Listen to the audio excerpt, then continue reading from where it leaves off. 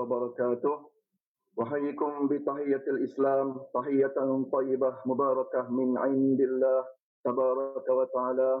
الحمد لله رب العالمين والعاقبة للمتقين ولا عدوان إلا على الظالمين. أشهد أن لا إله إلا الله وحده لا شريك له وأشهد أن محمدا عبده ورسوله. اللهم صل وسلم وبارك على سيدنا محمد وعلى آله وصحبه وبارك وسلم.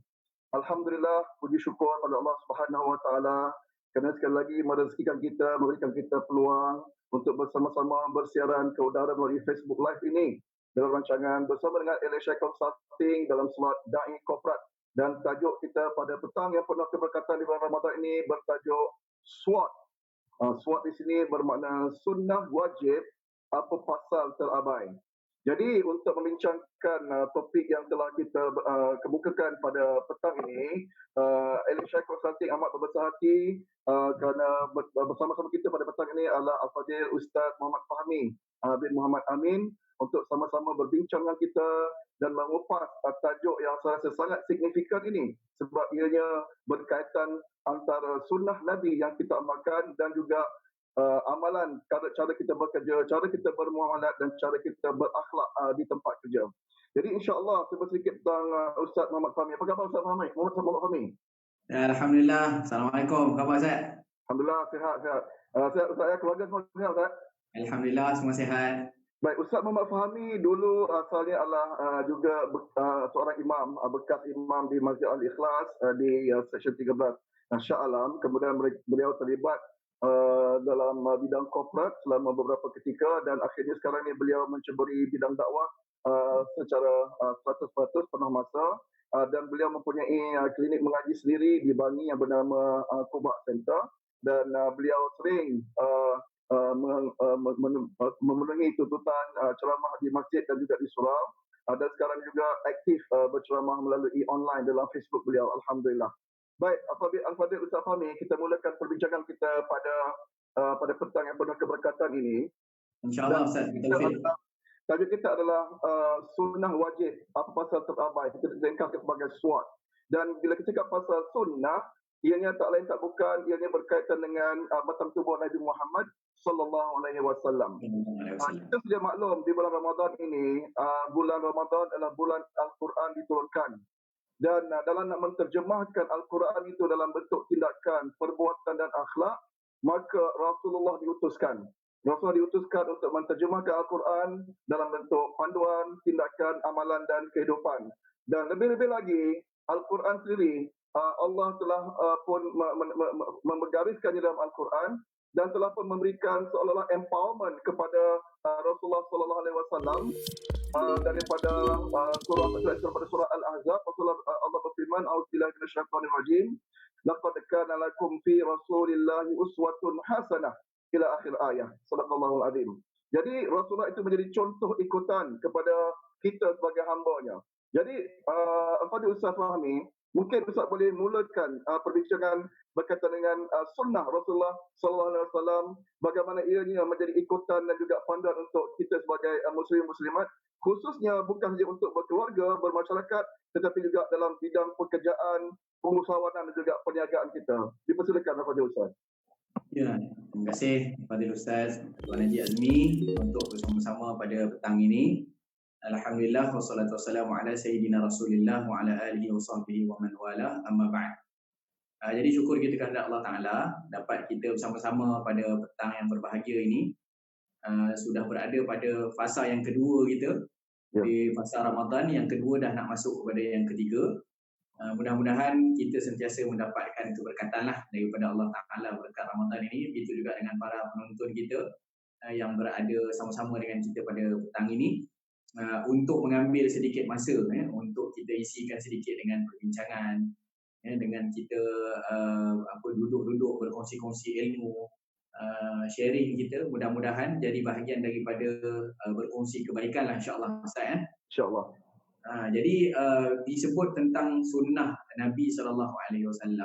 Sunnah ni sendiri sebenarnya adalah satu cara hidup lah, ataupun jalan hidup yang dilalui, yang mana sebagaimana ayat yang Al-Fadhil Ustaz bacakan sebentar tadi, bahawa Nabi SAW itu telah dijadikan pada diri baginda itu uswatun hasanah, yang satu panduan, satu contoh untuk diikuti.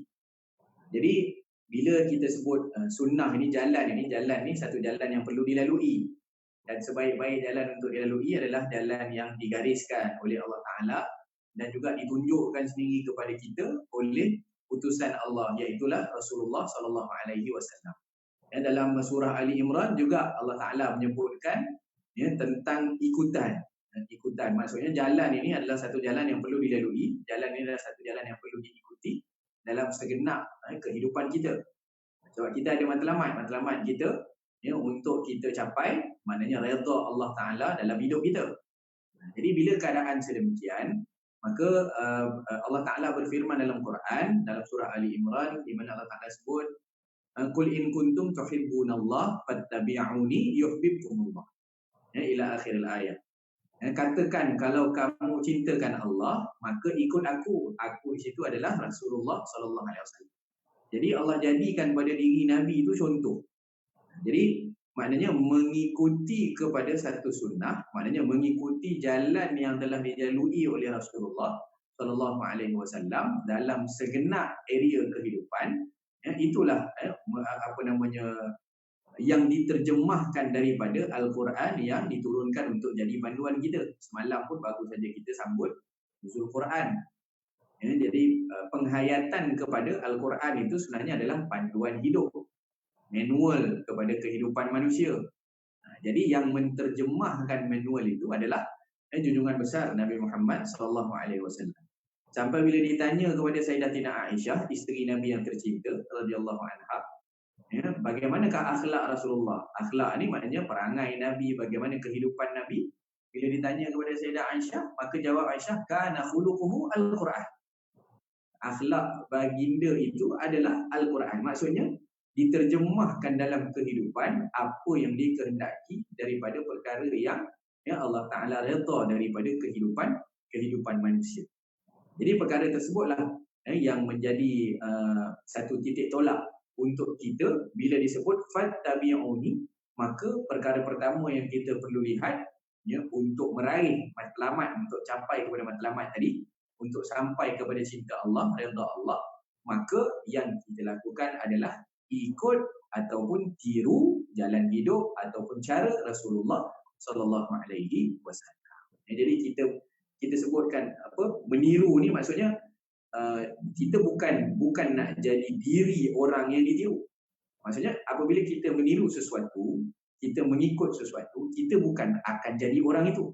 Tapi yang kita tiru adalah metod dia. Yang kita tiru adalah apa yang dia laksanakan, sehingga disebutkan maknanya kalau seseorang nak jadi sukses, dia perlu lalui jalan orang yang sukses. Kan sampai ada kata hikmah yang disebutkan, tarjun najah walam tasluk masalikahu.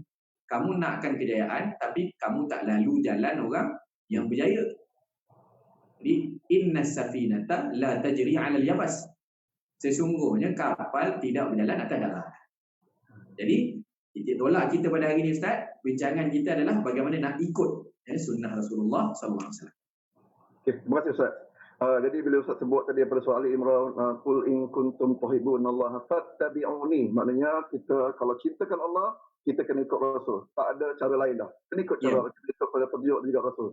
Dan bila cakap pasal nak ikut Rasulullah, kita tak boleh lari daripada perbincangan sunnah. Tak boleh daripada sunnah. Sunnah itu ialah daripada percakapan Nabi, daripada perbuatan Nabi, daripada tindakan Nabi, dan juga daripada penceritaan terhadap Nabi itu sendiri. Jadi inilah dia benda-benda yang kita nak pelajari, yang kita nak hayati dan dijadikan panduan dalam kehidupan kita. Dan sunnah nanti dikaitkan juga dengan syafaat Nabi. Yang sunnah itu sendiri akan dikaitkan dengan syafaat Nabi. Bermakna dengan kesungguhan kita menghidupkan sunnah, mengamalkan sunnah, natijahnya adalah syafaat kubra yang kita dambarkan kita di hari akhirat kelak. Jadi proses untuk sampai ke akhirat tersebut, kita sekarang berada di pertengahan zaman Rasulullah, zaman kehidupan Rasulullah sudah pun habis, dan kita sudah melalui proses kehidupan kita untuk masuk ke zaman akhirat. Dan ada 3 sunnah yang saya didedahkan dahulu, iaitu ada sunnah Rasulullah yang wajib kita ikuti, Ada sunnah Rasulullah yang sunat untuk kita ikuti dan ada juga sunnah Rasulullah yang haram untuk kita ikuti. Jadi minta Ustaz buka ruang perbincangan sedikit untuk ini sebelum kita menjuruskan ke lebih topik lebih spesifik lagi berkaitan dengan sunnah Rasulullah yang wajib, yang sunat dan juga yang haram yang akan membawa kita mendapat syafaat Nabi Muhammad sallallahu alaihi wasallam. Silakan Ustaz. Baik, terima kasih Fadil Ustaz Azmi. Sahabat-sahabat penonton yang sama-sama dengan online kita pada petang ini, rahimahullah. Mudah-mudahan Allah Ta'ala rahmati kita semua pada petang ini. Jadi Al-Fadhil Ustaz Azmi sebutkan tentang sunnah Rasulullah yang cara mudahnya disebut sebagai sunnah yang wajib, sunnah yang sunat dan juga sunnah yang haram. Maksud bagaimana pula sunnah yang haram ini daripada segi maknanya wajib, sunat dan juga haram ini yang untuk diikuti. Bila kita sebut fattabi'uni tadi, perkara-perkara mana yang perlu diikuti. Jadi pengikutan itu adalah ada yang berbentuk, yang pertama yang wajib ni yang kita akan fokuskan insya-Allah lepas ini perbincangan dia. Kemudian ada yang sunat untuk diikuti dan juga ada yang haram. Yang haram ni rasa macam pelik sikit. Macam mana sunnah boleh haram ikut pula? Jadi ada sunnah yang haram untuk diikuti. Maksudnya yang ini kalau dalam istilah kita panggil khususiat. Sunnah yang haram diikuti ni cerita panjang lah. Boleh buka dalam kitab-kitab Syama'il Muhammadiyah dan sebagainya, kitab-kitab Khasaisun Nubuwah dan juga kitab-kitab yang lain berkenaan dengan khususiat. Bila sebut khususiat, ada perkara yang itu khusus untuk Rasulullah sallallahu alaihi wasallam saja. Maknanya tidak pada orang lain lah, orang lain jangan ikutlah. Yang itu special hanya untuk Rasulullah sallallahu alaihi wasallam. Contohnya kahwin 9 orang. Yang itu bukan syariat kita lah. Itu jangan ikut. Kan dia kahwin, kita maksimum boleh 4 orang sahaja. Contoh lain adalah perkara-perkara, contohnya khususiat pada Rasulullah adalah perkara-perkara yang di sisi kita adalah najis, tapi bila di sisi Rasulullah sallallahu alaihi wasallam itu tidak dianggap sebagai najis. Itu boleh dibaca dalam kitab-kitab. Contohnya darah Rasulullah itu pernah diminum oleh para sahabat. Kemudian air kencing Rasulullah, begitu juga air peluh Rasulullah. Itu bukan untuk kita ikutlah. Maknanya pergi cari darah minum pula, pergi cari itu di sisi kita semua adalah najis. Dan juga beberapa perkara lain. Baik. Kemudian sunnah yang disebut sebagai sunat. Sunat ini adalah sangat-sangat dituntut untuk kita melaksanakan atau kita tiru. Kerana dia panggil sunnah yang sunat ni dia panggil ittiba' juga. Maknanya kita niatkan untuk ittiba'. Maknanya untuk ikut. Kerana insan yang kita sayang ni iaitu Rasulullah melakukan sedemikian, maka kita ada pilihan. Kita boleh buat ataupun kita boleh tak buat. Tapi kalau kita buat kerana ittiba', maknanya kerana bersangatan cinta kita kepada Nabi, kerana seseorang yang mencintai seseorang, maka dia akan menyukai apa saja yang ada pada diri seseorang. Maka sunnah yang kedua tadi tu, yang sunat itu adalah perkara-perkara yang sunnah yang seperti mana biasalah cara berpakaian, kemudian Allahumma salli ala sayyidina Muhammad, memakai cincin contohnya, ataupun dia pakai jubah sebagaimana yang favorite Rasulullah, ataupun dia makan dengan makanan yang dimakan oleh Rasulullah. Nabi berbuka puasa dimulakan dengan kurma. Jadi boleh saja dia bedal nasi biryani dulu. Tapi sebab dia tahu bahawa Rasulullah melaksanakan begitu, berbuka puasa dulu dengan kurma, kecintaan dia pada Nabi tadi membawa dia untuk mengikut kepada Rasulullah dengan dia, maknanya pilih. Itu boleh pilih lah. Dia boleh makan nasi biryani, dia boleh start makan dengan kurma dulu, tapi dia makan kurma dulu kerana ittiba' dengan Rasulullah sallallahu alaihi wasallam. Itu contoh sunnah yang sunat lah. Jadi sunnah wajib. Yang ini tajuk kita hari ni lah. Tajuk kita hari ni adalah sunnah wajib absal terabai. Suat kita. Yang ini yang difokuskan. Maksudnya ada perkara-perkara ajaran ataupun yang dilakukan sendiri oleh Nabi sallallahu alaihi wasallam dalam kehidupan Rasulullah, bahkan Nabi itu diutus untuk itu, untuk menyampaikan pada perkara-perkara ni supaya diikuti, dan diikutinya tu pula no choice. Kita tak ada pilihan. Maknanya macam tadi makan kurma atau makan nasi biryani kita boleh pilih. Yang ini sunnah wajib ini adalah perkara-perkara yang kita tidak ada pilihan. Maknanya nak tak nak memang Nabi diutuskan untuk sampaikan kepada kita supaya kita buat dan kita laksanakan without choice. Ya, tanpa ada pilihan. Ya. Ketika mana kita berurusan antara kita dengan Tuhan, ketika mana kita berurusan di antara kita dengan makhluk, hablum minallah wa hablum minan nas, ada perkara-perkara yang Nabi ajarkan kepada kita dalam jalan hidup itu wajib kita ikuti. InsyaAllah yang ni kita nak bincang, Ustaz. Terima kasih, Ustaz. Alhamdulillah, jadi kita telah pun menyaring ada 3 sunnah yang wajib, yang sunat dan juga yang haram. Yang haram kita tolak tepi. Yang sunat dan wajib ni kadang-kadang berlaku kekeliruan dari segi prioriti di kalangan umat Islam. Kadang-kadang mereka terlebih beri tumpuan kepada yang sunat sehingga mengabaikan yang wajib. Jadi skop perbincangan kita pada petang yang penuh berbahagia ini ialah untuk fokus kepada sunnah Rasulullah yang wajib, khusus dalam konteks kita bekerja, konteks kita berniaga dan konteks kita bermuamalat. Sebab Rasulullah SAW sendiri bukan sekadar pendakwah yang agung, tapi beliau juga adalah seorang pekerja. Beliau juga seorang pengembala, beliau adalah juga seorang peniaga. Beliau juga adalah seorang menteri, juga adalah ketua terus tentera. Jadi bukan saja Rasulullah menjurus kepada akhirat semata-mata, tapi juga menjurus kepada duniawi. Dalam bentuk duniawi inilah Rasulullah menterjemahkan dia punya profesionalism dengan menzahirkan sunnah-sunnah beliau yang wajib. Jadi kita nak terus pergi kepada sunnah wajib Rasulullah yang pertama. Dia akan berkait dengan sunnah wajib yang pertama ini, dan berkaitan dengan apa dia mesej utama Rasulullah SAW bila diutuskan ke muka bumi ini. Rasulullah diutuskan ke muka bumi ini bukan untuk mengajak orang berniaga. Rasulullah diutuskan ke muka bumi ini bukan untuk mengajar umatnya untuk membina bangunan. Rasulullah diutuskan ke muka bumi ini bukan untuk mengajar umatnya untuk bercocok tanam. Tapi Rasulullah diutuskan ke bumi ini untuk satu mesej saja. Apa saja kerjaya untuk kita ni bertakwa kepada Allah. Jadi ketakwaan kepada Allah itulah adalah sunnah wajib yang utama daripada Rasulullah SAW. Jadi bagaimana sunnah wajib ini kita nak terjemahkan dalam kehidupan kita, Ustaz? Sebab bila kita selalu cakap pasal kerja sebagai satu ibadah, bila cakap pasal ibadah, dia akan terkait dengan takwa. Bila cakap pasal ibadah, dia akan terkait dengan dosa dan pahala. Jadi bagaimana Rasulullah menterjemahkan dalam kehidupan beliau, dalam sunnah beliau, bahawa ketakwaan kepada Allah itu adalah sunnah wajib daripada Rasulullah sallallahu alaihi wasallam. Baik, terima kasih kepada Ustaz. Bila Ustaz sebut berkenaan dengan yang perkara pertama adalah keyword mudah, satu kalimah, one word tapi cukup padat di dalamnya, iaitulah takwa. Takwa ni banyaklah, berpuluh-puluh maksud disebut oleh para ulama tentang maksud takwa. Sehingga kan kita pun sebenarnya rindu sangat dengan kalimah ni, Ustaz. Kita dah lama tak pergi sembahyang Jumaat ni.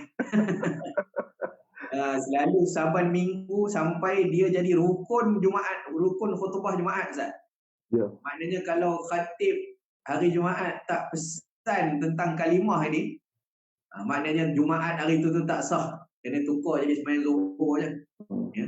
Maknanya nak bagi tahu memang betapa pentingnya, sehingga kan Rasulullah sendiri berpesan kepada sahabat-sahabat dan dijadikan sebagai syariat untuk kita pada setiap kali solat Jumaat, mesti khatib itu menyampaikan pesan itu, iaitu namanya takwa.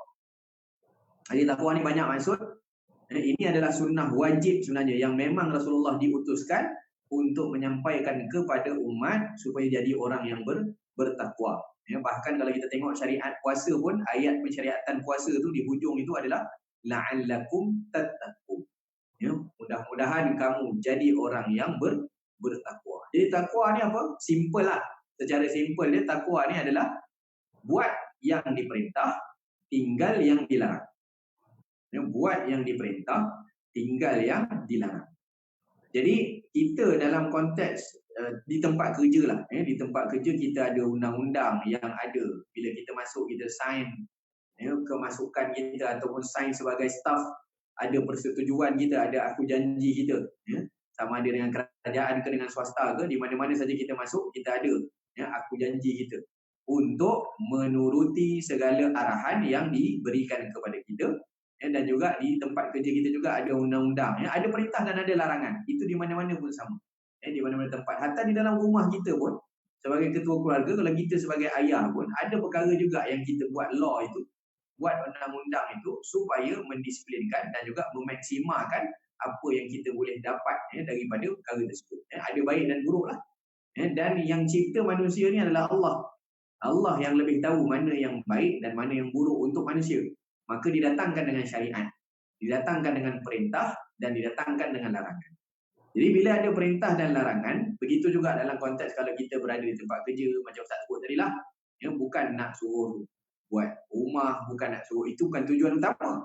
Tapi hamba-hamba Allah, manusia, ada yang kerja buat rumah, ada yang lukis pelan, ada yang ada yang membasuh, ada yang memasak, kemudian ada yang macam-macam jenis career ada. Jadi tu macam-macam jenis lah. Ada yang mengajar, ada yang membasuh, ada yang membina, ada yang macam-macam jenis. Tapi yang nak ada dalam setiap yang ada dalam career itu adalah takwa. Jadi orang yang memahami kepada perintah tersebut, dia faham bahawa perintah dia akan datang dengan reward. Perintah biasa dia akan datang dengan reward. Siapa yang kerja rajin dekat tempat kerja kan, siapa yang maknanya ikut law yang ada di tempat kerja, dia jalankan tugas dia dengan baik, on time dan sebagainya, pasti di hujungnya ada reward. Maknanya reward paling kurang kita pun adalah kita ambil gaji lah. Tiap-tiap hujung bulan kita bekerja penat, kita pun ambil gaji ataupun ambil keuntungan daripada perniagaan kita. Jadi ada perintah yang dilaksanakan dan juga ada reward. Begitu juga bila ada larangan, ada pelanggaran kepada larangan, maka akan ada hukuman. Akan ada hukuman. Di tempat pun ada tindakan disiplin di tempat kerja contohnya. Mungkin ada warning letter, mungkin ada potongan gaji, mungkin akhirnya akan dibuang kerja ataupun dipecat daripada institusi. Tengoklah, ada reward dan juga ada hukuman. Begitu juga dalam kita bertakwa kepada Allah Ta'ala ciptakan adanya dosa pahala. Adanya dosa dan pahala. Jadi orang yang berada dalam setiap keadaan, terutama dalam muamalah dia dengan setiap orang, bila dia memikirkan tentang adakah dia dah ikut perintah ataupun adakah dia telah melanggar larangan, dia memikirkan tentang dosa pahala yang kalau dengan bos, mungkin bos nampak. Keadaan yang kalau bos tak nampak, mungkin dia langgar perintah tu waktu bos tak nampak. Tapi apabila bos paling utama dia yang dia pasakkan dalam diri dia adalah Allah Ta'ala. Walaupun Allah Ta'ala takdirkan dia maknanya bekerja dengan majikan lah. Majikan tu maknanya bos dia sebagai asbab untuk dia laksanakan amal-amal dia ataupun tanggungjawab dia atas muka bumi. Tapi yang bila dia tahu yang menilai dia Allah, maka dia tahu dia akan jaga sungguh. Dia mudahnya macam ni lah Ustaz. Orang yang dia faham kerja auditor, kita dekat office, kita akan ada satu time tutup account, kemudian auditor akan datang, auditor akan tengok. Kalau kita faham tentang audit ni, maka jelas. Kita tak akan main-main lah. Kita buat pembelian receipt, kita buang. Ataupun kita buat account, main langgar je, maknanya jual keluar duit, masuk, kita tak pernah heran. Jadi boleh bayangkan bila auditor datang, macam mana kita nak jawab. Jadi orang yang dia faham kedudukan dia di mana sahaja, apabila dia akan berhadapan dengan auditor kepada segala auditor, iaitu Allah Subhanahu Wa Taala di hari kiamat kelak, yaumul hisab, di hari perhitungan itu, maka dia akan faham bahawa maknanya dalam kerja dia, setiap kerja dia adalah ibadah. Kerana dia memikirkan tentang takwa dia tadi. Adakah dia sudah mengikut perintah ataupun adakah dia telah melangkaui kepada batasan yang dilarang tadi. Allahuakbar. Alhamdulillah. Jadi Ustaz, kerja itu satu ibadah dan ibadah kita ada usaha dan pahala, dia berkait rapat dengan ketakwaan kita. Dan kalau dalam kerja, betul salahnya diaudit, dan waktu kerja kita auditnya adalah malaikat Allah, iaitu rakib dan atid. Itulah dia yang membuatkan kita sentiasa dipanggil sebagai God conscious bila kita buat kerja. Dan dari disebabkan God conscious inilah dia hasil daripada sunnah Nabi ini membuatkan kita sangat berhati-hati untuk tidak terjebak daripada melakukan dosa dan sentiasa melakukan yang terbaik dan melakukan kerja yang terbaik, berniaga terbaik, berusaha terbaik. Inilah profesionalisme dituntut kepada pengusaha dan pekerja-pekerja muslim. Alhamdulillah. Baik, kita pergi pada sunnah wajib Rasulullah yang kedua pula, Fadil Ustaz. Saya nak tarik ciri-ciri orang-orang yang berjaya daripada surah Al-Mu'minun. Ada beberapa ciri orang-orang yang berjaya, dari antaranya sebut apa dia? Auzubillahi minasyaitonir rajim, wallazi bi amanatihim wa ahdihim ra'un, iaitu orang yang jaga amanah dan juga orang yang menepati janji. dan juga menepati masa lah. Baik, Ustaz, bila kita bekerja, bila kita berniaga, kita akan bermuamalat dengan orang lain. Dan bila kita bermuamalat dengan orang lain, kita tak boleh elak daripada berjanji. Berjanji untuk melunaskan satu tanggungjawab, berjanji untuk menghantar barangan pada waktu ditetapkan, berjanji untuk hadir pada waktu ditetapkan. Jadi, kita nak tengok bagaimana pentingnya menepati janji ini dan menepati masa ini daripada konteks Rasulullah sebagai ikutan kita. Ya, sebab ramai di antara pekerja kita, minta maaf cakap, mungkin janji, Ustaz. Ramai di kalangan pengusaha-pengusaha juga, peniaga-peniaga kita, mungkin janji. Janji nak bagi waktu sekian-sekian, tapi tak tunai. Dengan sengaja. Patutnya bayar kepada pembekal dengan bayaran banyak ini pada waktu sekian. Tapi sengaja lewat. Sebab untuk dapatkan dividen lebih dekat bank. Sepatutnya kena habiskan kerja pada waktu ditetapkan. Tapi dia dengan lengahkan atau sebab untuk claim overtime kemudian hari. Ustaz, tolong jelaskan kepada kita bagaimana Rasulullah memberikan amaran betapa pentingnya menunaikan janji dan menepati masa dalam kita bermuamalat. Silakan Ustaz. Baik, terima kasih Fadil Ustaz Azmi. Bila kita sebutkan berkenaan dengan sunnah wajib kita yang kedua lah, yang berkenaan dengan sifat amanah. Berkenaan dengan sifat amanah ini. Sifat amanah ini merupakan maknanya kita tak ada pilihan lah. Bila kita sebut sunnah wajib ini, memang diberikan kepada kita tanggungjawab. Dalam amanah ataupun tanggungjawab ini adalah, kalau perkataannya itu pun sebenarnya melambangkan apa yang nak kita hadapi daripada perkara tersebut, iaitu tanggungjawab. Kita diberikan perkara untuk kita tanggung. Jadi bila kita dah masuk bekerja, contohnya ada to-do list ataupun job kita, ada task kita yang patut kita laksanakan, job scope kita. Maka apabila ada job scope itu adalah amanah. Dan dengan amanah itu kita dah pikul ataupun kita menerima kepada satu amanah yang patut kita laksanakan dengan baik. Tapi ramai orang yang maknanya sebelum ada amanah dia meminta-minta amanah, tapi setelah diberikan amanah dia culas. Setelah diberikan amanah maka dia culas. Maka di situlah datangnya Rasulullah SAW menyebutkan juga tentang ayat Allah Taala, an tu'addul amanati ila ahliha. Amanah ini mesti diberikan kepada ahlinya. Maknanya orang yang amanah dia mesti fokus dengan amanahnya pada setiap keadaan yang dia diberikan amanah. Kalau tidak, dia memang kena tanggungjawab. Tanggungjawab itu adalah dia menanggung amanah, dan kalau amanah itu tak ditunaikan, dia kena jawab. Kalau di tempat kerja mungkin dia kena jawab dengan bos dia. Kan saya dah bagi selesai, saya dah bagi awak fail ni untuk awak selesaikan 3 hari. Kenapa setelah 3 hari awak tak siap? Jadi dia kena jawab. Oh, saya anak saya sakit, oh saya begini, dia boleh bagi alasan lah.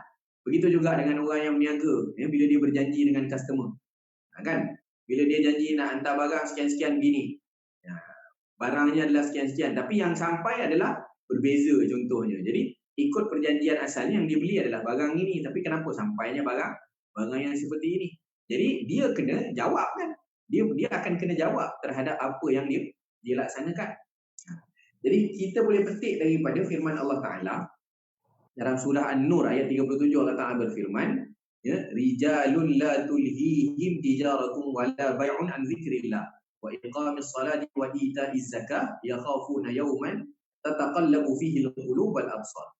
Jadi ibadat itu dikerjakan oleh orang-orang yang kuat imannya, yang la tulhihim tijarah, yang mana perniagaan ataupun jual beli tidak melalaikan dia daripada menyebut dan mengingati Allah. Rijalun la tulhihim tijarah wala bai' an zikrillah. Maknanya apa? Perniagaan ke apa sebenarnya dalam ayat ini khusus disebut perniagaan. Maknanya, tapi sebenarnya kita boleh umumkan kepada semua keadaan yang Allah Ta'ala letakkan kita. Kalau tidak ada zikrullah di dalam itu, maka dia akan lalai. Dia bukan tak tahu daripada mula dia dapat amanah itu. Tapi kerana dilalaikan daripada mengingati Allah, yang mungkin bila lalai daripada Allah, yasudduna an sabilillah, maka yang diingat adalah dunia. Maka dunia itu sendiri lafaznya maksudnya dana ataupun adna, maksudnya dekat. Dia tak nampak hak jauh tu, dia tak nampak hak apa yang akan berlaku kepada dia dengan amanah yang tidak tertunai. Tapi yang dia nampak adalah yang dekat dengan dia, iaitu kalau aku panjangkan sikit lengah-lengah kerja ni, aku dapat claim OT lebih banyak. Ya. Jadi bila dapat claim OT lebih banyak, maknanya lebih banyak duit yang masuk, lebih banyak aku boleh bagi makan pada anak isteri aku. Dia nampak yang dekat. Dia nampak boleh dapat duit yang banyak daripada claim saja tanpa dia melihat nanti apa dia nak jawab bila dia dah masuk dalam kubur nanti. Bila dia nak apa dia nak jawab bila mana yang sudah berakhirnya waktu untuk dia hisap. Jadi di sini yang disebut adalah orang yang mendirikan semayang, memberikan zakat, mereka takutkan hari kiamat. Ya khafuna yauman tataqallabu fihi al-qulub, yang hati berbalik-balik, dia orang takut. Jadi kita tadi bila ada rasa takut kita, maka kita akan jagalah pada perkara tersebut. Maka sunnah wajib yang kedua ini adalah menunaikan janji, jujur, amanah. Jadi perkara ini ramai yang maknanya tersasar daripada niat asal. Dan kita boleh kata tips dia lah. Tips dia pertama kali sekali sebenarnya untuk train kita tepati masa ataupun tepati janji dalam muamalah kita dengan makhluk adalah kita kena jaga dulu muamalah kita dengan Tuhan. Banyak orang berniaga, banyak orang bekerja, dia tak jaga solat, Ustaz.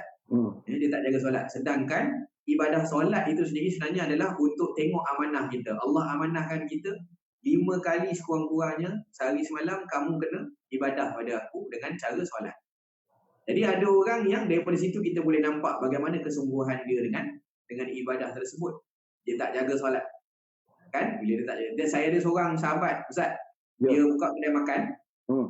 Dia buka kedai makan. Jadi bila dia buka kedai makan itu, dia kata cabaran paling besar dia adalah waktu maghrib. Seolah-olah kena uji pula. Jadi ujian besar dia kata. Maghrib ni customer ramai pula. Time-time lain tu dia relax je. Kan okey-okey je. Tiba-tiba nak dekat-dekat maghrib tu jadi kelang kabut. Customer ramai. Sampai dia cerita Zat, dalam hati ni dia duduk ni lah kan. Ni waktu dah lalu ni 7.30, dah 7.40, tapi ni bila nak cut nak pergi semayang ni, bila nak cut nak pergi semayang. Ada perasaan yang macam tu, maknanya dia nak jaga. Sampai terpaksa dia putuskan, maknanya terpaksa bercakap dengan customer dia kan. Saya minta maaf cik, saya kena pergi solat dulu sekejap. Nanti saya ni balik kan. Nanti saya datang balik. Ataupun nanti cik datang balik. Kita close sekejap untuk kita solat. Dia nak jaga waktu tu. Kan? Jadi bila nak jaga waktu tu dia kata payahnya. Punyalah ujian dia Ustaz. Waktu dia angkat takbir tu pun duduk terbayang-bayang dalam kepala dah. Terbayang-bayang dia kata customer aku tadi ni datang balik ke tidak gambarnya ni. Kan dia kata gitu. Jadi perkara pertama sebenarnya jaga hubungan dengan Tuhan. Bila dia tahu hubungan dia dengan Tuhan, maka dengan makhluk tadi dia akan jujur dengan makhluk. Dia akan jujur dengan makhluk. Tapi yang tak ingat Tuhan ni, dia akan ingat dunia lah. Macam kita sebut tadi. Jadi susah. Dia akan jadi, itu dia panggil munafik tu. Akan munafik, nifak amal dia panggil. Idza tumina khana, bila diberikan amanah dia khianat. Jadi itulah adalah bahagian daripada maksudnya, termasuk juga daripada sudut Allahumma salli ala sayyidina Muhammad. Banyak orang memikirlah kadang-kadang tu kreatif tak kena tempat. Ona helah kot tu, helah kot ni kan. Tapi sebenarnya untuk tujuan yang kita sebut daniyah. Tujuan tu pendek sangat sebenarnya. Banyak orang juga yang kadang-kadang pecah amanah apa semua, dia tak dapat stay lama pun dalam company tu. Akhirnya mungkin terdedah ataupun yang akhirnya maknanya dibuang ataupun kena tindakan dan sebagainya. Dan berapa ramai orang yang jujur yang diberkati kehidupan dia, walaupun dia dalam masa yang singkat itu dia mungkin menghadapi kepayahan-kepayahan. Sebab amanah memang berat. Kita kena faham itu saja. Amanah memang berat. Sampai dalam Quran disebut, Allah kata aku nak bagi amanah pada gunung, tapi gunung tolak, yang pikulnya adalah manusia-manusia yang bodoh. Kan? Sebenarnya jahil yang tak tahu apa-apa tapi nak pikul. Itulah Ustaz. Okey, alhamdulillah. Jadi Ustaz sebut tadi berkaitan dengan menjaga hak-hak Allah. Jadi bila kita jaga hak Allah, secara automatik Allah akan jaga kita untuk menjaga hak-hak manusia pula. Jadi macam mana mungkin kalau kita culas dengan hak Allah, tapi kita akan bertanggungjawab dengan hak manusia pula. Jadi Ustaz juga sebut tadi cabaran untuk peniaga. Pengalaman Ustaz tadi rakan tu ialah waktu maghrib untuk menunaikan hak Allah di waktu maghrib. Pekerja pula Ustaz, bagi pandangan saya lah. Bagi pandangan saya, nak menunaikan hak Allah itu bukannya waktu subuh, bukan waktu zuhur, tapi waktu asar. Waktu asar tu lah waktu nak balik, kena pula petang tu jam, hari hujan, kena pula hari Jumaat. Jadi selalulah semayang asar tu di hujung-hujung waktu. Kan? Sungguh tak tahu. Jadi Bulan puasa ni lebih-lebih lagi Ustaz. Sekarang ni pasal PKP kan. Yang itu sebab kita pun dia pernah kita berada di pejabat-pejabat kan. ya, Kita tengok di pejabat ni waktu asar kadang-kadang balik awal. Jadi dia orang tak semayang dulu. ya. Dia balik tidur. Lepas tu sangkut jam sampai maghrib. Ya. Payah juga. Ya. Baik, kita lompat kepada sunah Rasulullah yang wajib. Yang ketiga, ada satu surah yang khas nanti Ustaz bentang dalam surah itu, ayat yang khusus berkaitan dengan peniaga dan juga tetap penetapan timbangan dan sukatan. Walaupun ayat ini khusus kepada peniaga, tapi saya juga nak tarik perbincangan kepada pekerja-pekerja. Sebab kadang-kadang pekerja-pekerja juga dia juga menipu timbangan dan sukatan. Walaupun mereka bukannya menimbang sukatan daripada pelanggan, tapi sukatan dari segi apa? Sukatan dari segi masa kerja mereka. Sepatutnya waktu kerja, tapi mereka tipu overtime. Datang lewat ataupun balik awal. Atau kadang-kadang ramai juga pekerja yang terpaksa mengambil data pada mesin, ambil data kepada pengukuran, dan dia tipu data itu supaya apa? Supaya mudah kerja dia, tak perlu buat kerja tambahan, tak perlu datang hujung minggu. Semua ini berkaitan dengan penetapan timbangan dan sukatan, dan ianya dikeji, dicela oleh Rasulullah SAW. Dan kita tahu bahawa Rasulullah pernah memarahi sampai merah pada muka Rasulullah bila adanya peniaga yang tidak menetapkan ukuran timbangan dengan barangan yang tidak berkualiti. Jadi minta Ustaz tolong perjelaskan lagi bagaimana pentingnya dari segi sunnah wajib ini kita menjaga timbangan dan sukatan bukan dalam berniaga tapi juga sebagai seorang pekerja. Silakan Ustaz. Ya, bismillahirrahmanirrahim. Terima kasih kepada Ustaz. Jadi sebenarnya bila disebutkan sunnah wajib yang ketiga yang kita nak letakkan di sini adalah bila dalam perniagaan atau apa-apa yang kita uruskan, maka kejujuran kita daripada sudut spek, kita panggil spek lah maknanya sukatan timbangan ni maknanya apa saja yang kita buat, spek yang kita sepatutnya bekalkan ataupun berikan sepatutnya adalah yang paling berkualiti yang kita berikan lah. Kadang-kadang ialah kalau dalam bab kelas, dalam bab pengajian, macam saya sendiri terlibat dengan bab kelas-kelas dan sebagainya, kita juga ada spek kita, mana ada ukuran timbangan kita juga. Ada orang yang maknanya mengajar sambil lewa saja.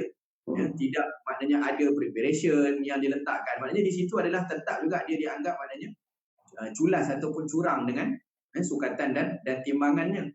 Tapi daripada segi khusus yang kita sebut, kalau orang niaga lah, sukatan dan timbangan ataupun orang yang buat kontrak ke sebagainya, ada spek-spek tertentu daripada job-job yang kita laksanakan.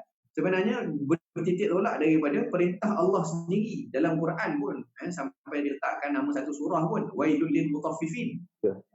Kan, wailul lil mutaffifin, celaka bagi orang yang mengurangkan sukatan dan timbangan. Sukatan dan timbangan ni macam mana? Kalau dia ambil daripada orang, dia nak lebih.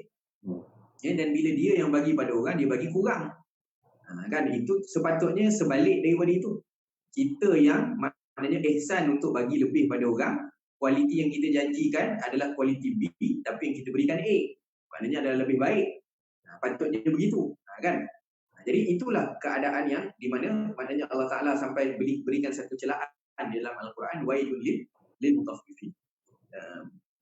Kira masih lagi dia akan berkisar pada perkara yang sama, iaitu kejujuran tadi adalah apabila seseorang mengingati tentang hubungannya dengan Allah Subhanahu Wa Taala, bahawa dia sentiasa dipantau oleh Allah Subhanahu Wa Taala. Maka kalau dalam tasawuf namanya muraqabah ataupun musyahadah, merasa sentiasa diawasi. Merasa sentiasa diawasi. Jadi kalau kita tengok satu contoh sahabat Nabi Sayyidina Umar, sebenarnya tarbiyah yang diberi oleh Nabi sallallahu alaihi wasallam ini kita boleh nampak jelas pada sahabat-sahabat Nabi. Jadi bila Nabi ajarkan, sahabat-sahabat Nabi buat, ataupun orang-orang yang berurusan dengan Nabi, mereka yang betul-betul kukuh keimanannya dengan akidahnya, maka dia akan ada kejujuran dalam apa saja yang dia laksanakan, maknanya yang terbaik daripada kualiti yang dia nak berikan dalam perkhidmatannya. Saya petik satu kisah sikit saja pendek. Sayyidina Umar radhiyallahu anhu yang pernah bertemu dengan seorang budak gembala kambing. Jadi budak tu bawa banyak ekor kambing. Ketika mana bertemu di satu gurun, maka Sayyidina Umar tanya pada budak ni. Dia kata, engkau boleh tak engkau jualkan satu pada aku? Jualkan satu kambing ni pada aku. Jadi budak dia kata, saya ni ditugaskan sebagai pengembala. Maknanya saya tahu job scope saya jaga kambing ni bukan saya punya. Saya hanya jaga saja. Jadi tuannya bukan saya. Jadi saya tak ada hak untuk jual kambing-kambing ini. Jadi kata Sayyidina Umar menguji kepada budak ni, tak apa, tuan kamu mana ada kat sini. Kamu jualkan pada aku, kemudian balik, kamu boleh cakap pada tuan kamu yang kambing ni, seekor ni telah dibaham balik segala. Kan tuan kamu bukan tahu ni, gurun ni kamu je dengan kambing-kambing ni, tuan kamu tak tahu. Jadi apa jawab budak ni? Dia kata, kalau begitu, di manakah Allah Ta'ala pada kedudukan diri aku? Maknanya apa yang aku nak jawab dengan Allah Ta'ala kalau Allah yang tanya? Tuan aku tanya, aku boleh mohon. Tapi kalau Allah yang tanya aku, apa aku nak jawab? Menangis Sayyidina Umar mendengarkan kata-kata budak ini. Sayyidina Umar jumpa dengan tuan budak ni, hamba ni, dibebaskan, dimerdekakan. Jadi kata Sayyidina Umar, sebagai kata-katamu itu tadi telah membebaskanmu daripada maknanya perhambaan di atas muka bumi ini. Mudah-mudahan kejujuranmu dengan Allah Ta'ala itu maknanya akan membebaskan kamu daripada api neraka Allah. Ini satu perkara, maknanya dia letakkan nilai dia sentiasa diperhatikan, sentiasa rasa diperhatikan. Ramai orang yang maknanya tak jujur tadi, yang dalam hadis Nabi kan, Nabi seluk buah tu di bawah basah kan. Di atas nampak cantik, di bawah nampak. Maknanya nanti bila dibungkuskan kat orang, yang orang rasa buah yang belah atas. Tapi rupanya bila yang dibagi yang belah bawah. Suka untuk saya bagi satu contoh. Ada sahabat kita berniaga. Jadi pernah ada dia tanyalah, ada orang tanya pada dia. Dia berniaga, dia kata, aku ni customer aku dapat barang maknanya rosak. Jadi macam mana, apa yang aku nak buat? Jadi sahabat kita yang berniaga ni bagi tips. Dia kata, kalau akulah, kalau aku akan post dulu barang ganti. Kalau aku akan post dulu barang ganti, dengan segera, dengan secepat mungkin. Kemudian nanti lambat sikit baru diuruskan bab claim semula dengan kurier dan sebagainya lah. Yang penting customer dia tu dulu. Okay, dia bagi dulu. Jadi kawan tu kata, tapi kalau kita tak bagi, kita tak tanggungjawab, kita biar saja, maknanya dia dapat barang yang buruk tu macam mana? Kan? Jadi kata sahabat ni tadi, saya tertarik lah bila dia sebut. Dia kata, kalau engkau nak teruskan dia sebagai customer engkau, engkau fikirlah. Tapi kalau engkau nak maknanya berniaga dengan dia tu sekali tu saja dia akan jadi customer engkau, maka engkau biarkanlah. Maknanya tak perlulah engkau hantar balik. Sedangkan perniagaan sebenarnya adalah sustainnya customer dengan peniaga. Jadi kalau kita tipu, hari ini kita buat onar, kita bagi spek yang tak betul, takkan ada lagi job kedua, job ketiga. Mungkinlah, sebab orang dah hilang kepercayaan pada kita. Tapi kalau kita bagi yang terbaik, maka sebenarnya customer tadi sendiri akan jadi kita punya ejen untuk sampaikan kebaikan. Orang ni buat terbaik, orang ni buat bagus, orang ni buat kualiti. Jadi sebenarnya kita nampak, masih tadilah kalau tidak ada muraqabah tadi, maka dia akan nampak yang dekat dengan dia saja, iaitu keuntungan yang hanya sedikit. Baik, Ustaz. Jadi Ustaz sebut tadi berkaitan dengan surah Al-Mutaffifin, di mana Allah bukan saja murka, tapi Allah mencela. Mencela tu lebih tinggi darjat daripada murka. Mencela. Jadi kita boleh lihat kenapa Allah mencela orang yang menukar tidak adil dengan timbangan ini. Mungkin daripada tiga sudut. Pertama, sebab ini lakunya penipuan. Kedua, ianya berkaitan dengan rezeki, sebab kita dibayar tidak mengikut apa yang kita janjikan. Dan yang ketiga, bila kita tidak buat sesuatu yang adil itu, akan berlakunya penganiayaan.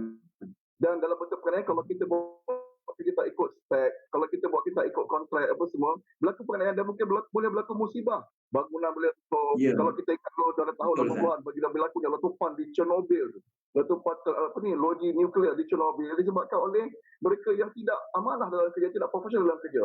Jadi sebab tu bila Allah guna perkataan mencela, wail kepada yang pada mutaffifin ini, maknanya berat sangatlah dosanya, dan akibatnya kalau kita ni tidak berhati-hati dengan penjagaan timbangan dan penjagaan spek pada kita punya perniagaan. Alhamdulillah. Baik, pada Ustaz, kita lompat pula kepada sunnah wajib Nabi yang seterusnya, dan saya nak kait dengan satu hadis Nabi Muhammad SAW yang sangat popular yang diriwayatkan oleh Imam Al-Baihaqi. Rasulullah pernah berfirman, Inna Allah Ta'ala yuhibbu idza amila ahadukum amalan ayutinah.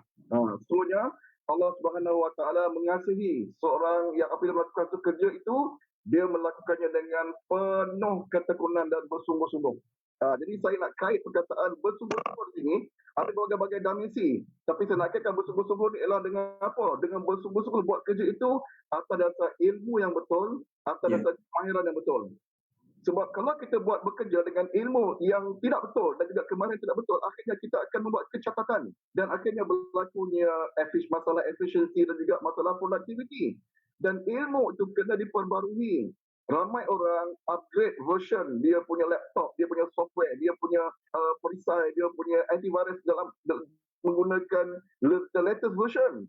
Tetapi malangnya ilmu dan kemahiran mereka untuk bekerja itu tidak di-update untuk the latest version. Jadi akhirnya apa berlaku? Kehendak pelanggan nakkan cepat tapi kemahiran mereka ni tak mampu mengikut dia. Dan ini juga adalah ketekunan. Ini juga adalah satu kesungguhan yang kena ada pada pekerja-pekerja Muslim, peniaga-peniaga Muslim yang Rasulullah sendiri anjurkan bahawa pekerja yang profesional adalah pekerja yang bersungguh-sungguh dan penuh ketekunan dalam melakukan kerjanya. Silakan Ustaz. Ya, terima kasih Ustaz. Bismillahirrahmanirrahim. Jadi bila Ustaz sebut tadi ya, ketekunan ni, Nabi SAW sebut Allah Ta'ala menyukai, mengasihi hamba-Nya apabila dia buat sesuatu, ayyutqinah. Dia melaksanakannya dengan ketekunan. Dan bentuk tekun ni bukan sekadar maknanya dia rajin saja tak cukup sebenarnya. Ya. Dia rajin saja tak cukup sebenarnya. Sebab dia memang perlu ada ilmu. Betul lah macam ada Ustaz cakap lah. Dan ayat Al-Quran cukup banyak menceritakan tentang kepentingan ilmu yang ada pada seseorang. Ya, hatta Nabi SAW pernah sebut juga dalam hadis, ya, alimun wahid asyaddu 'alan nas, ya, min alfi 'abid. Maknanya alim seorang yang dia tahu, maknanya ada ilmu, lebih ditakuti oleh syaitan berbanding daripada 1000 abid. Abid ni kita kata apa? Abid ni kita boleh, kalau dalam kita kiaskan kepada konteks dunia pekerjaan kita, maknanya ada orang yang dia bekerja tapi dia buat rutin lah. Dia buat rutin, maknanya tidak ada proses mencabar diri ataupun nak meningkatkan diri dalam karier dia. Jadi Nabi SAW sebut, maknanya setan dia lagi takut daripada, dia lebih takut dengan alim seorang banding daripada 1000 abid. Kerana 1000 abid boleh saja dibolak-balikkan, maknanya hatinya tu dipermain-mainkan kerana dia tidak ada ilmu, sehingga apa yang dia buat tu boleh jadi sia-sia. Sedangkan orang alim, ya, itu dia mengetahui keadaannya, maknanya tak mudah untuk dia ditipu lah. Tak mudah untuk dia ditipu. Jadi bila keadaan tersebut, kita sebut beginilah, ilmu tu memang penting untuk upgrade diri kita dalam apa yang kita laksanakan. Memang kita kena ada ilmu, ya, dan bahkan Nabi pun pernah sebut dalam hadis, nak dunia alaihi bil ilmi, nak akhirat alaihi bil ilmi, nak dua-dua pun alaihi bil ilmi. Dia kena ada ilmu. Cuma kita nak sebut sinilah, ada kalau seseorang yang dia tak ada keinginan untuk dia upgrade kebaikan dia ataupun ilmu dia untuk dia laksanakan kerja-kerja dia, maka sebenarnya dia akan mundur. Dan kita boleh simpulkan 3 syarat lah Ustaz. 3 syarat untuk seseorang jadi mundur. Yang pertama adalah apa? Tutup pemikiran.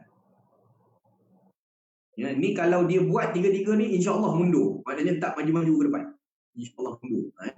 Tutup pemikiran. Maksudnya jangan dengar pandangan sesiapa. Sebab kritikan, pandangan kadang-kadang membina. Engkau ni kerja apa yang lambat sangat macam ni? Kalau nak cepat ni, beli mesin ni. Mesin ni kau modelkan sikit aja. Jadi kau boleh daripada kerja kau menghadap 5 jam. Rupanya ada mesin yang membantu. Yang taklah mahal mana pun. Yang kerja 5 jam kau jadi sejam. Jadi 4 jam kau boleh buat kerja lain. Bila dia ada ilmu tentang perkara tersebut, maka dia boleh upgrade. Patut-patutnya dia dapat produce produk tu sebanyak 10. Tapi sebab ada bantuan mesin tadi tu, dia dapat produce 100 contohnya. Jadi sebablah aku selama ni tak tahu rupanya ada benda ni. Jadi kalau aku tahu ada benda ni, berniaga bertahun-tahun dah, rupanya senang pakai benda ni. Jadi bila ada ilmu kan memang akan bertambah. Tapi kalau orang bagi pandangan, tak payahlah, aku nak buat macam ni juga, aku nak buat macam ni juga. Mana dia tutup pemikiran dia, tak dengar pandangan siapa-siapa, insya-Allah mundur belakang. Ya. Yang kedua adalah biar diri dalam kejahilan. Maknanya jangan upgrade apa-apa tentang, jangan tambah ilmu tentang apa-apa pun. Jadi biarlah dia lapuk begitu saja kan. Maknanya saya pernah buat satu kursus Ustaz, kita nak buat takhrij hadis, kita pakai software Maktabah Syamilah tu. Ya, jadi ada antara peserta yang dia pakai laptop, saya ingat dah 16 atau 17 tahun yang lalu lah Ustaz. Dia bawa. Jadi yang lain tu semua saya berjaya installkan software tu. Tapi yang dia punya nak tunggu install dia saja pun maknanya dah habis separuh sesi bengkel tu. Dah siap habis install pun maknanya tak boleh nak open sebab tak compatible lah. Jadi kita nampak kan maknanya kalau kita tak tambah upgrade ilmu tentang diri kita, banyak benda yang kita akan terlepas. Dan yang ketiga syarat nak jadi mundur adalah salahkan orang lain. Ya, maknanya kita tak perlu perbaiki kelemahan diri. Kesalahan mungkin berlaku, kekurangan mungkin berlaku, tapi itulah yang ada SWOT analysis tu kan. Jadi untuk kita tengok apa daripada mana salah tu, maknanya kalau orang yang dia tengok kesalahan diri dia, oh silap kita hari tu, maknanya orang ramai kita bawa barang sikit. Jadi ada postmortem, next kita tahu dah keadaan macam ni, kita takkan jatuh lubang yang sama dua kali. Tak akan jatuh lubang sama 2 kali. Jadi kalau orang nak mundur ke belakang, maknanya salahkan orang lain. Semua salah dia lah. Semua salah kerajaan lah. Ni semua salah ni lah. Ni semua salah jabatan agama lah. Ini semua salah mak kuasa. Ini semua salah mak. Ini semua salah ayah. Semua. Jadi kalau dia salah orang lain saja, mana insya-Allah diri dia takkan improve. Kita boleh kata 3 tu lah Ustaz. Untuk ilmu tadi, maknanya janganlah kita jadi mundur dengan 3 perkara. Terima kasih Ustaz. Baik Ustaz, jadi persekitaran semakin berubah, persekitaran semakin dinamik, perubahannya sangat-sangat pantang dan laju, menyebabkan tindakan kita juga kena sedinamik apa yang berlaku di luar itu. Jadi contohnya sekarang ni Ustaz, bila kita terpaksa disebabkan oleh COVID-19 ni, dengan PKP ni kita kena kurangkan interaksi secara sosial.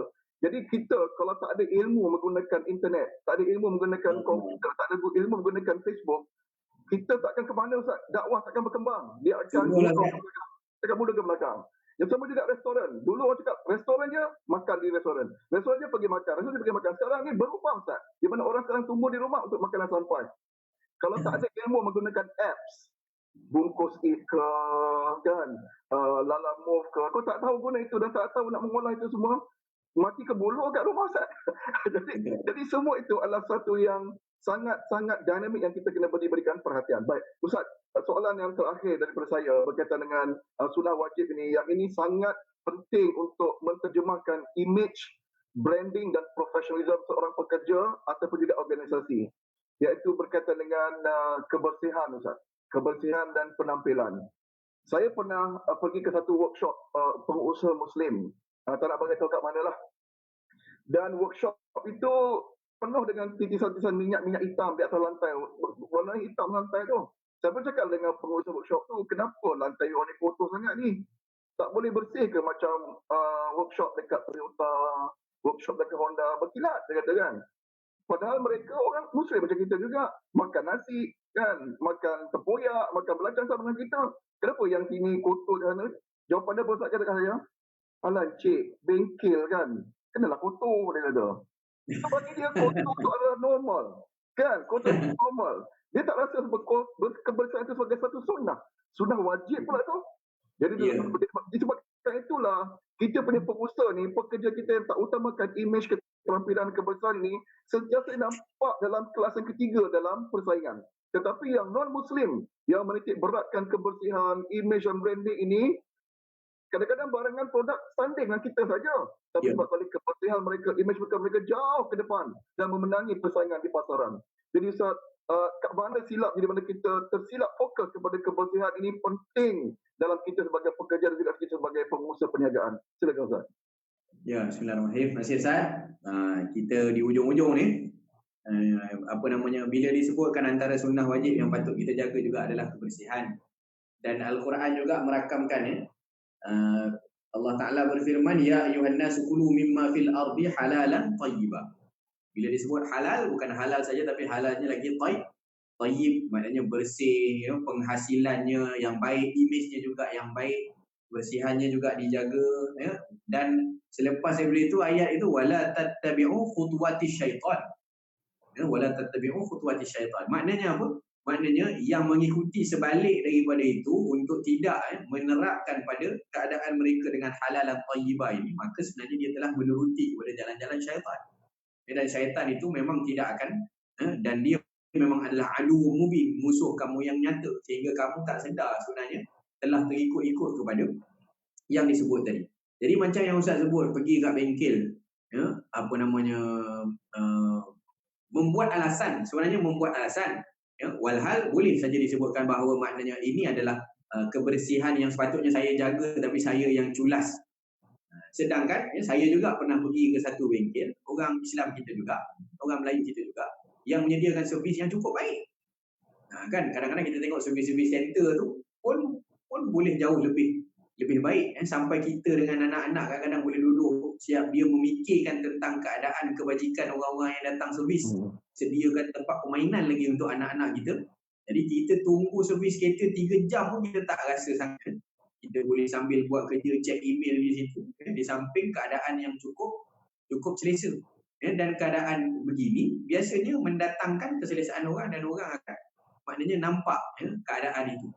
Tapi lil asafi syadid, kadang-kadang bila orang tengok yang buruk tu, apa yang akan berlaku, maknanya yang lebih kita takuti adalah orang isbahkan kepada agama pula, walhal itu bukan yang diajar oleh agama, kan? Jadi macam tadi bengkel kotor, jadi akhirnya orang kata tak payah pergilah bengkel orang Islam ni, bukannya reti jaga. Kenapa pula sebut bengkel orang Islam kan? Maksudnya dia akan image tu bukan saja untuk diri dia saja buruk, bahkan dikhawatiri lagi, maknanya dia memburukkan maknanya agamanya sendiri, maknanya jadi asbab kepada orang memburukkan agamanya. Kita tengok orang bohong kan, kalau kedai orang kita membohong, maknanya menipu apa semua, orang kata ingat nak tolong orang Islam bohong.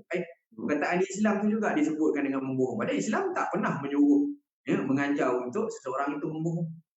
Jadi saya pernah jumpa juga satu bengkel yang maknanya dia fikir tentang perkara ni Ustaz, dia jaga image tadi, maknanya kebersihannya Masya Allah, dan juga kreativitinya juga untuk maknanya memikat hati pelanggan itu sangat-sangat baik. Ada tempat, ada bengkel yang sediakan katil Ustaz, tempat yang sampai boleh tidur, maknanya ada orang yang nak tunggu, dia tak nak balik, 2-3 jam dia boleh tunggu. Ada tempat yang sediakan siap, ada tempat main game, kemudian dia sediakan bilik solatnya, dia sediakan bilik solat di situ. Jadi maknanya keadaan kita dapat tengok kreatif lah, kreatif, dan orang pun suka. Orang kata saya suka, ada seorang sahabat saya bila dia nak kita panggil lunch meeting ataupun keadaan-keadaan yang meeting yang dia kata kita pergi kat kedai ni lah.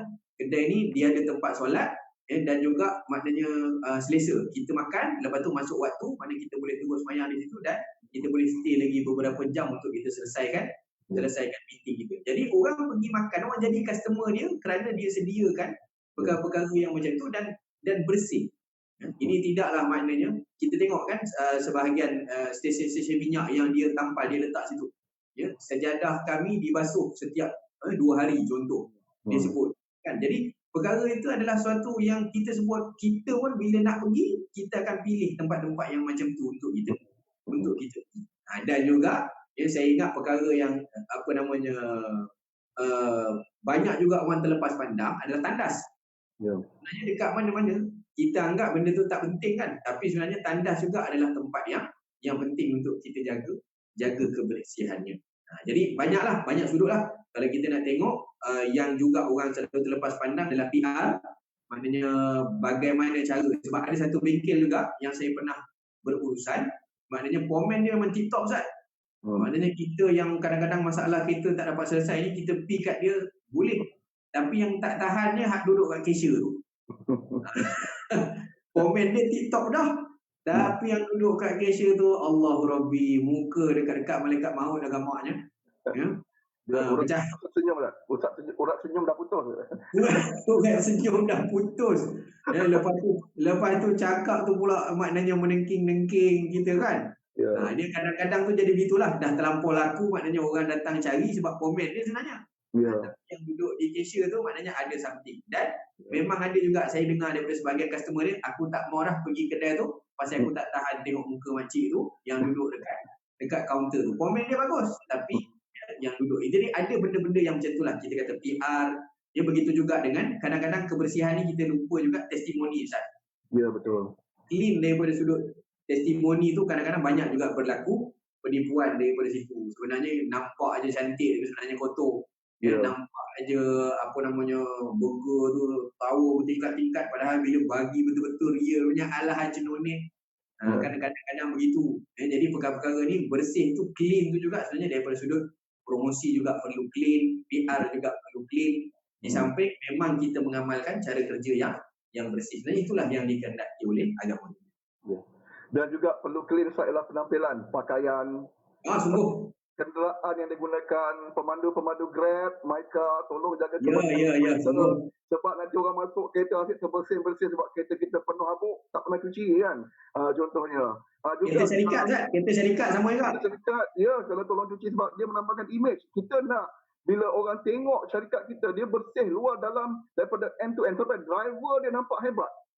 Dan walaupun driver tapi nampak hebat. Jadi Allahu Akbar Ustaz. Jadi sunnah wajib ini panjang dan banyak untuk kita bincang. Yang saya nak kaitkan Ustaz sebagai penutup lah, kita nak tutup sebab masa tak mengizinkan. Tajuk kita punya perbincangan ni adalah SWOT Ustaz. SWOT ni kalau ikut nama asal dia adalah Special Weapon and Tactics, di mana pihak penguat kuasa dekat Amerika terpaksa menggunakan special team sampai terpaksa menggunakan senjata api bila keadaan tu dah sampai menjadi sangat meruncing Ustaz. Jadi sekarang ni saya rasa SWOT yang kita bincang ni, sunnah wajib ni dah jadi sampai keadaan yang meruncing Ustaz. Di mana kita dah terhilang fokus, kita lebih fokus kepada sunnah yang sunat sehingga tertinggal dan terabai sunat yang wajib.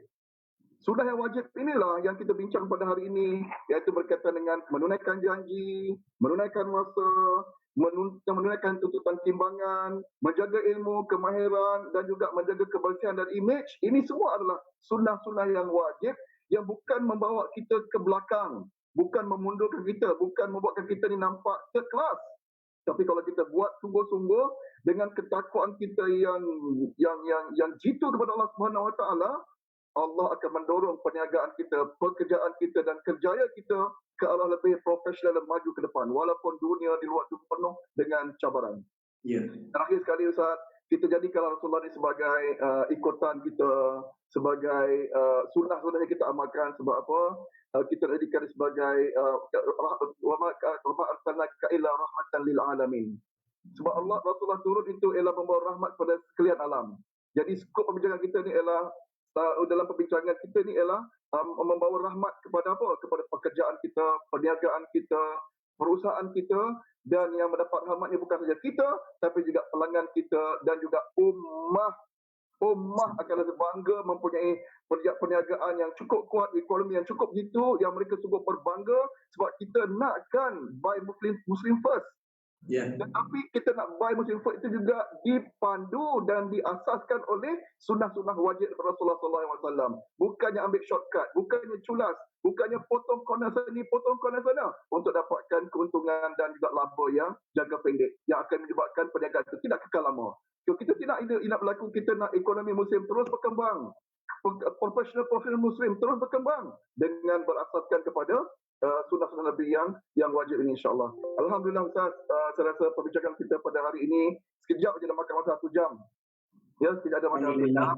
Jadi kalau ada masa ruang dan juga kesempatan yang lain, kita akan kupas tajuk-tajuk berkaitan dengan sunnah lagi, khusus kita bawa kepada spirit roh Da'i Corporate ini supaya ianya terjurus kepada dunia pekerjaan, perusahaan dan juga perniagaan insyaAllah. Jadi kita tutup Ustaz, jazakumullah khairan jazak diucapkan.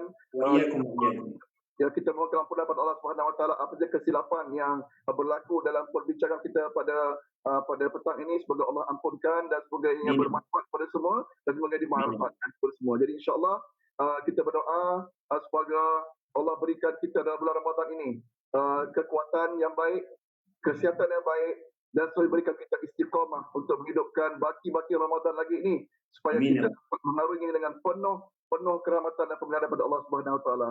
Terima kasih Ustaz, terima kasih banyak. Sama-sama. Okey, subhanakallahumma wa bihamdik asyhadu an la ilaha illa anta astaghfiruka wa atubu ilaik. Bismillahirrahmanirrahim. Wal 'asri innal insana fi khusrin illa alladziina aamanu wa 'amilus shalihat wa tawassaw bil haqqi wa tawassaw bis sabr. Shadaqallahul 'azim. Assalamualaikum warahmatullahi taala wabarakatuh. Waalaikumsalam warahmatullahi wabarakatuh.